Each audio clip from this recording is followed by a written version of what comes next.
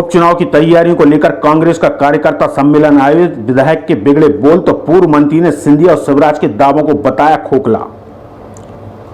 उपचुनाव को लेकर अब चुनावी सरगर्मियां तेज हो गई हैं और कांग्रेस भी अब ज्यादा आक्रामक दिखाई दे रही है। यह इसलिए कहा जा सकता है क्योंकि कमलनाथ सरकार में कृषि मंत्री रहे और मंगौली उपचुनाव प्रभारी सचिन यादव 3 दिवसीय दौरे पर हैं और लगातार सेक्टर स्तर पर पहुंचकर कार्यकर्ताओं की बैठक ले रहे हैं। इस दौरान इनके द्वारा सिंधिया और शिवराज के ग्वालियर में सदस्यता अभियान को मात्र दावा बताया और कहा कि शिवराज सिंह और ज्योता सिंधिया कितने भी दावे कर लें, ये 35,000 की सदस्यता की बात करते हैं। मैं कहता हूं कि 35 लोग भी जो कांग्रेस पार्टी के कार्यकर्ता हैं और जिन्होंने 15 साल का जो वनवास भोगा और उनके परिश्रम और मेहनत से ही मध्य प्रदेश में कमलनाथ की सरकार बनी थी, ऐसे कार्यकर्ताओं की उम्मीद, मेहनत और परिश्रम को बेचने का कार्य यदि किसी ने किया है तो वो यहाँ के लोगों ने किया है। और हमारा कांग्रेस पार्टी का जो कार्यकर्ता है वो एक बार फिर कांग्रेस पार्टी की सरकार बनाने के लिए काम कर रहा है। इसके अलावा इस कार्यक्रम में चंदेरी विधायक गोपाल सिंह चौहान डग्गी राजा भी उपस्थित थे, जिनका अंदाज आक्रामक तो था ही, साथ ही साथ विवादित भी नजर आया, जिन्होंने कांग्रेसी कार्यकर्ताओं में जोश भरते वक्त अपने होश भी खो दिए। तो वहीं सिंधिया पर भी जमकर हमला बोला। इन्होंने कहा कि वाह रे सिंधिया, ऐसे कोरोना काल में मंगौली, चंदेरी, अशोकनगर की याद नहीं आई। राशन बंटवा दिया रिलायंस की बोरियों पर अपना टैग लगाकर। मैं 2003 से 4 बार से विपक्ष का विधायक हूँ। मैं किसी से नहीं डरता। मैं अपने सर पर कफन बांधकर चलता हूँ। केसों से नहीं डरता। किसी भी कार्यकर्ता पर अगर आँच आई तो ईंट से ईंट बजा देंगे। चंदेरी विधायक यहीं नहीं रुके।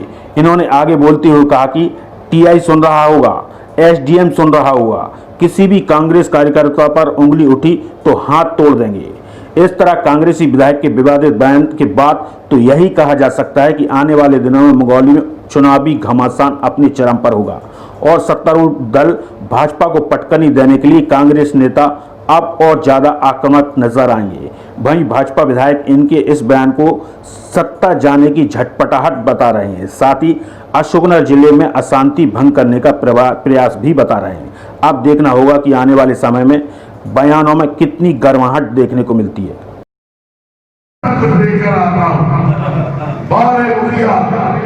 ऐसे करुणा काल में चंदेरी मंगौली अशोकनगर की जनता की याद नहीं आई। लेना देना तो दूर की बात है। राशन बंटवा दिया, रिलायंस के थैलों पे अपने टैग लगा के नेता पर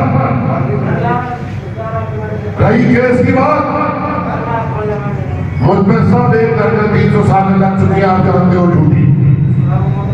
2003 से 20 साल से चौथी बार विपक्ष का विधायक हूं। परवाह नहीं करता। जो आदमी सर से कफन बांधे, जो मौत की परवाह नहीं कर सकता, तो केस की परवाह क्या करेगा। आप चिंता मत करना। किसी भी कार्यकर्ता के ऊपर कोई आवाज आएगी तो ईंट से ईंट बजा देंगे।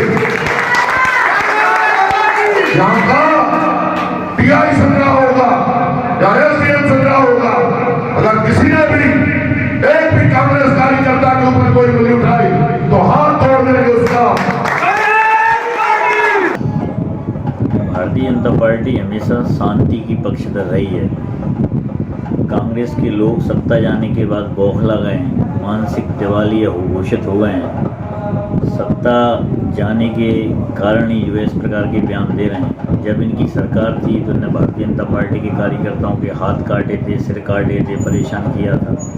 सत्ता जाने के बाद भी ये उसी भाषा का प्रयोग कर रहे हैं। भारतीय जनता पार्टी हमेशा शांतिपूर्ण तरीके से चुनाव संपन्न कराने की बात कह रही है।